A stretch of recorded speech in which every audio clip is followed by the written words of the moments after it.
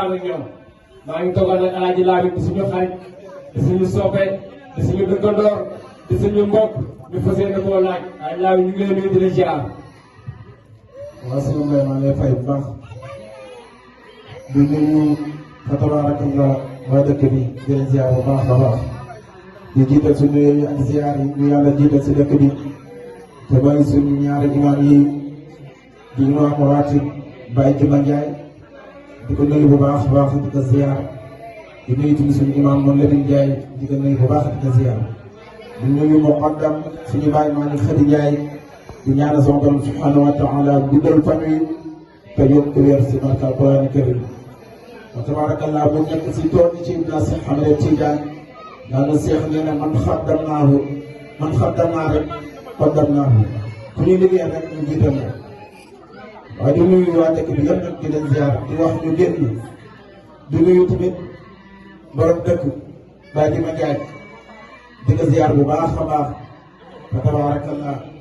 di nuyu tamit mbooleem koo xam ne rek doomi ko cey nga ñu lay nuyu dina ziar bu baax a baax te dina woo si jotaay bi nga génne léegi fa tabarakallah ñu commencé jotaay. kan mooy Bakary Diouf lañ la bëgg a laaj jàmbaaru Maam Khalifa Niass jàmbaaru pay bi jàmbaaru sikarkat yi kooku tey moo leen dara jàllaay bis bi ñu bëgg a xam moom mooy kan. waaw fa tabarakallah Bakary Diouf de yaakaar naa ne te yëpp loolu ñu seen di ko laaj yaakaar naa ne tamit dëkk bi duñ ko laaj yaakaar naa ne tamit lislam du ko laaj ndax yaakaar naa duñ si wén si dëkk bi la mu bokkoon si mag ñi nga xam ne ñoo doon woyal Maam Khalifa jiw buñ manqué woon si way rek si zikar woy Maam Khalifa yi rek du feeñ loolu yàlla dugaloon na ko ba tey jamono bii ñi nga xam ne ñu si daayira bi dégg naa si doomu aadama mu ne bëri na ñoo xam ne tey ñu ngi way si loxo lañ jaar ba fa tabarakallah jamono bi fu mu way ñu déglu leen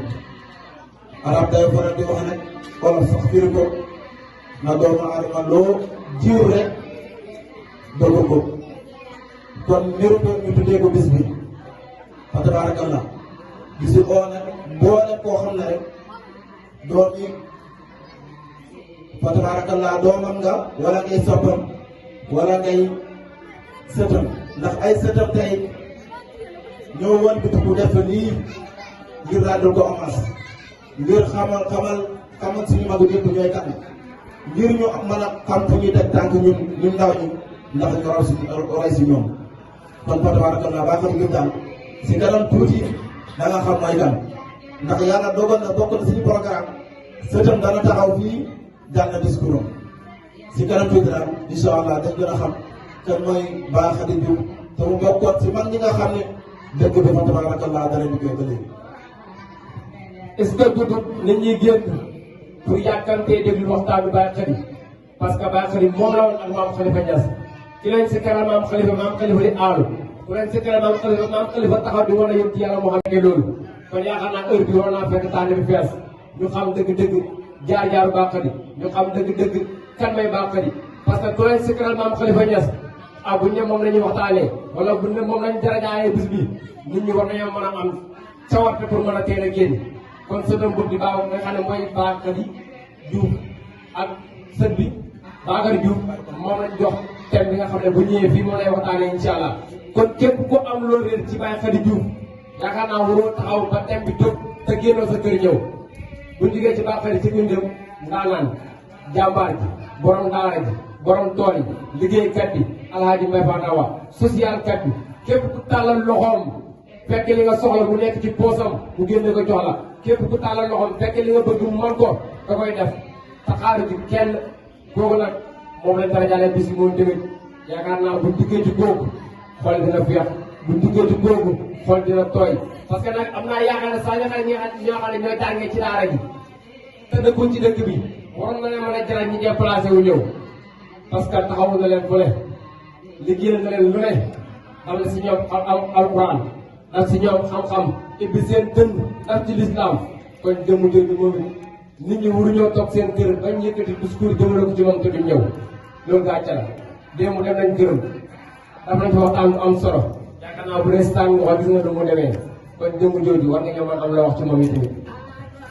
waaw sëñ Mbaye Fatou moom dafa jóg ayat alquran bi sama borom subhanahu wa taala wax di wax ne inna alladina yatluuna kitaballahi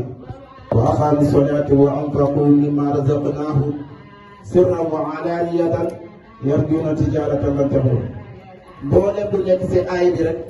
boo ko xoolee si dundam gis ko ndax inna alladina yatluuna kitaballah man ñi nga xam ne dañuy jàng téere bi yàlla bi te di ko jàng. man mii man yaakaar naa kenn mënu ko si ñoom hôpital bee jóg nañ la si maanaam dimbalante daal